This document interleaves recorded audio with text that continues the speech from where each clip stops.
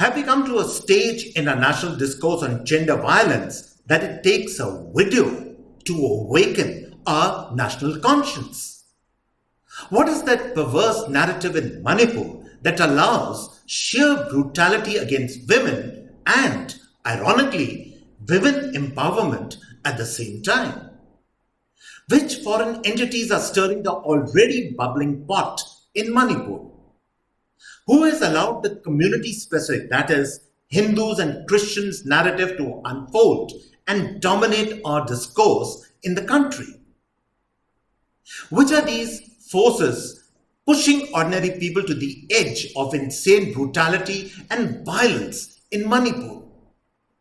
All these questions deserve an answer, the truth.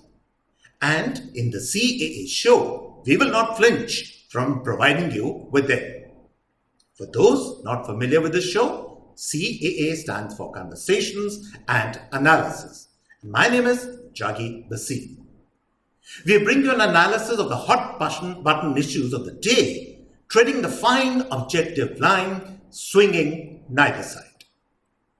Let us first address the first question we have asked on this show. The brutality we have seen in that now infamous video has to be addressed by the full force of the law. The perpetrators, 2 or 25 or 100, must be caught, tried and sentenced in the most severe manner. We can all agree on that. But that is not the real debate. The video of that brutality is the real problem. Does it require a video of a brutal act to stir a conscience? What kind of perversity is that? Does a video of a gang rape make it more heinous than one in which documentary evidence does not exist? If a suo motu case against the brutality of the incident has to be made, then a suo motu case has to be against all the recent gang rapes in different parts of the country. All the chief ministers and law enforcement agencies in various states witnessing gender violence must be pulled up and cautioned. No exception can be made. Second point, how is it that this Hindu-Christian binary debate of cookies being Christians and meaty being Hindus is dominating debate in both news channels and social media? Who has allowed it and sanctioned it? Why are the Information and Broadcasting Ministry guidelines on channels being community and religion agnostic are being flouted with complete impunity?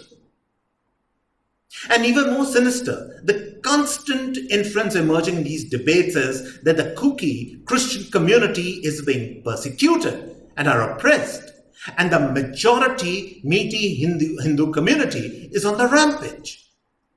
Such a simple interpretation of the events in Manipur is adding fuel to the fire. The reality is far more complex. The inter-community conflict in Manipur is not 2 months old. It goes back decades and decades. Plus, armed groups infiltrating from Myanmar are destabilizing the situation even more. Both communities have indulged in extreme violence against each other.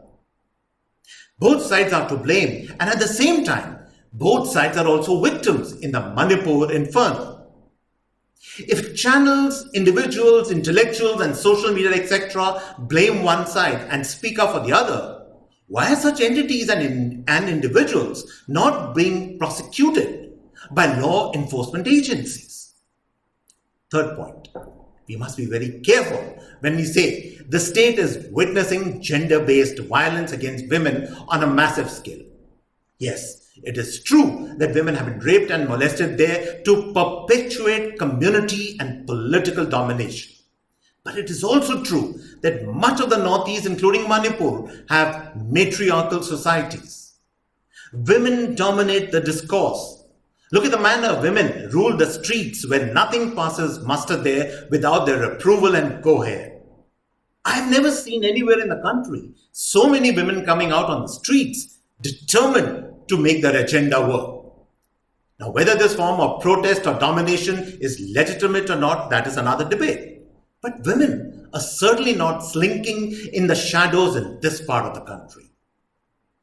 Fourth point, there is need to identify those elements queering the pitch in Manipur.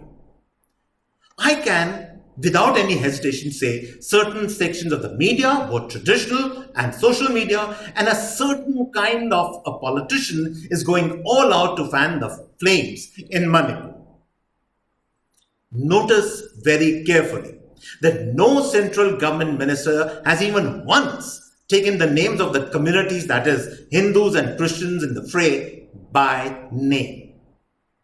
But the so-called secular liberal politician, the kind of politician that tom-toms to the world that democracy is all but dead in India, has been stoking the binary narrative for two communities at each other's throats by name relentlessly. The hanger-ons of this kind of politicians, the media houses that support such politicians, and the intellectual class hoping and praying that anarchy rules India, has fully supported such politicians. 2 months back, the molestation of the wrestlers ruled the airways. Now it is the gang rape. Tomorrow it will be another such case.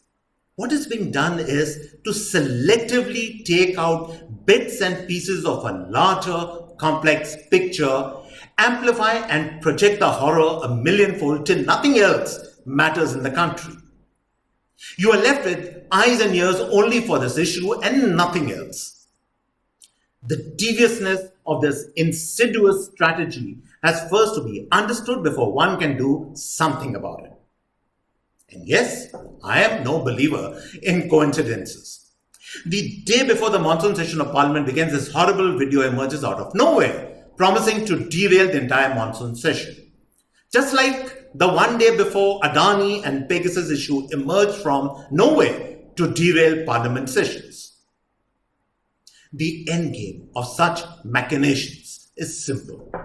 Spread anarchy in the country, wobble governance, paint the government in a corner on gender-based and economic issues, and paralyze it to make electoral gains in the 2024 elections.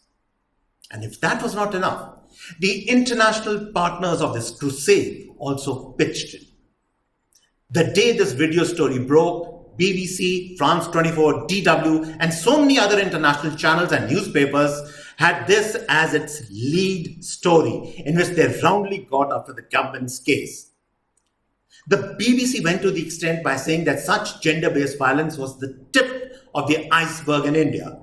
Thousands of reported and unreported cases of flooding the country. And no prizes for guessing. The BBC story was narrated by an Indian, the kind of garden variety that flourishes, calling his or her country of origin a banana republic. Of course, no one countered to ask the BBC whether gender-based violence was peculiar to India only, or it was equally, if not more, widespread in the West also. For instance, in the American Midwest, or the discrimination faced by women at the workplace, or even in Britain, where only a few days back reports emerged of horrific discrimination and sexual exploitation of women at McDonald's. Be that as it may. In the present, the secular politician and his foreign partner are going in for the government's jugular. That is the real story of how somebody else's misery and suffering can be used as an advantage for someone else's agenda and gain. And so, on this note, I come to the end of this episode of the CAA Show. I hope you really enjoyed this particular show.